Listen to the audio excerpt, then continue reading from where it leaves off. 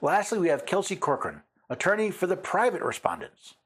Mr. Chief Justice, and may it please the Court, the executive order's stripping of citizenship from U.S.-born children is contrary not only to the 14th Amendment's plain text, but also our common law history, this Court's precedent, a federal statute, and over a century of executive branch practice. Except that order is not contrary to the 14th Amendment, but fulfills its stated purpose. It also fulfills federal law.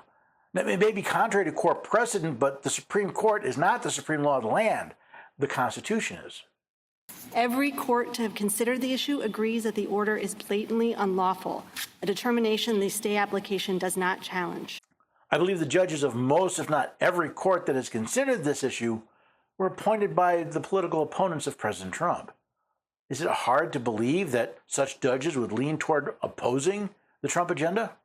The government instead argues that Article 3 and equitable tradition categorically prohibit providing non-party relief from the order's enforcement, regardless of the order's illegality or the irreparable harm it inflicts. The government is wrong. It is well settled that preliminary injunctions may benefit non-parties when necessary to provide complete relief to the plaintiffs or when warranted by extraordinary circumstances, both of which are true here. Again, I see both sides of this issue. Let's face it, the same people fighting against these injunctions didn't complain when they were against President Biden. After all, when the president does something unconstitutional, we look to the courts for redress. But when we think the president is acting constitutionally, we hate the idea of his agenda being obstructed.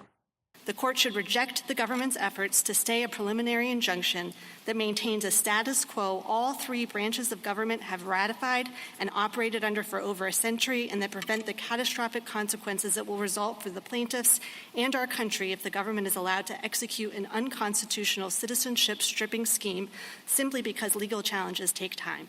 I welcome the court's question. There is some logic to retaining the status quo while the courts look at the merit of the cases, especially since the status quo is over 100 years old. But do the district courts have that authority?